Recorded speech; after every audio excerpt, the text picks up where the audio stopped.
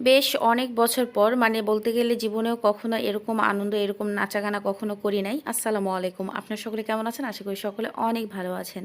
তো আজকে একটা ভাবির বেবি শাওয়ার ছিল, তো সেখানে আমাদের সকল ভাবিদের ইনভাইট ছিল। তো আমরা তাদের জন্য একটা একটা করে আইটেম সবাই নিজ দায়িত্বে একটা করে রান্না করে নিয়ে গিয়েছিলাম। আর আমি একটু পুডিংটা বেশ ভালো বানাই, তো সবাই বলে আলহামদুলিল্লাহ। তো আমি আমার নিজ দায়িত্বে, ওনারাই বলেছে ভাবি আপনি পুডিং বানাবেন। আমি সব রান্না আলহামদুলিল্লাহ কম বেশি করতে জানি। তো উনি আমাকে বিরিয়ানি দাওয়াত দিয়েছে, মানে বিরিয়ানি রান্না করার দাওয়াত দিয়েছে, যেটা যে ভাবির অনুষ্ঠান সে ভাবির আর কি। তো এটা মেয়েলি অনুষ্ঠান, কোনো ছেলে মানুষের ইয়ে ছিল না, এই জন্য আমরা বেশ আনন্দ করেছি, নাচাগানা করেছি। আলহামদুলিল্লাহ বেশ ভালো ছিল। তো ভাবি আর ভাবির ছেলে মেয়ের জন্য জানি না কি আসবে, তো তাদের জন্য অনেক অনেক দোয়া ও ভালোবাসা ও অভিনন্দন থাকলো। তো আল্লাহ তাআলা সুস্থ সবল একটা সন্তান দান করুক, এ আর কি আমাদের চাওয়া বা বলার। তো যাই হোক, তাদের জন্য মানে ভাবির স্পেশালিটি, আমার হাতে পুডিং নাকি তার অনেক ভালো লাগে। ইতিপূর্বে আমি 2-1 বার খাইয়েছি তাকে।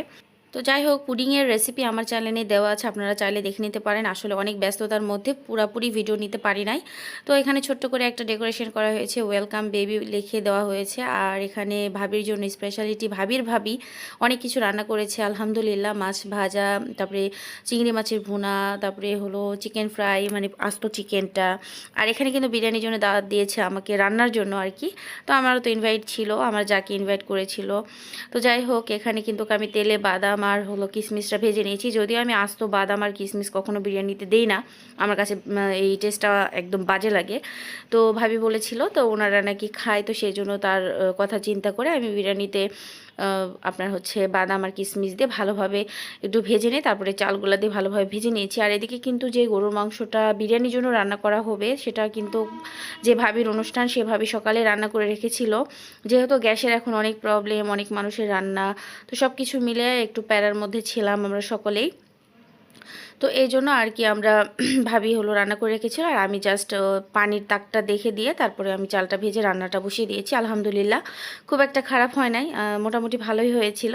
তো এখানে তো এই 2.5 কেজি চালের, আর এখানে মনে হয় 1-1.5 কেজি গরু মাংস আছে। তো আমার তো এই একটা প্যানে হবে না, তো দুই সাইডে দুইটা প্যানে ভাগ করে আমি রান্নাটা বসিয়ে দিয়েছি। আসলে একটু পানিটা একটু 19-20 হয়েছিল। একটা প্যানে, এই যে ননস্টিক প্যানে যেটা রান্না করতেছি, পারফেক্ট হয়েছিল একদম সব কিছু ঝরঝরে। আর এটাতে একটু নরম ছিল, যেহেতু এটা মানে পানিটা যেহেতু 2 ভাগে দেওয়া হয়েছে, চালটাও 2 ভাগে দেওয়া হয়েছে, এই জন্য একটু সমস্যা হয়েছিল। তো যাই হোক, আলহামদুলিল্লাহ সব কিছু মিলিয়ে শুকুর, যেটা হয়েছে যেটা হবে সব কিছু মিলে আলহামদুলিল্লাহ, সব কিছুতেই আলহামদুলিল্লাহ। তো বিরিয়ানিটা দেখতে পাচ্ছেন অনেক সুন্দর ঝরঝরে হয়েছে। এই সাইডে বিরিয়ানিটা সব থেকে বেশি মজাও ছিল এবং ঝরঝরে হয়েছিল।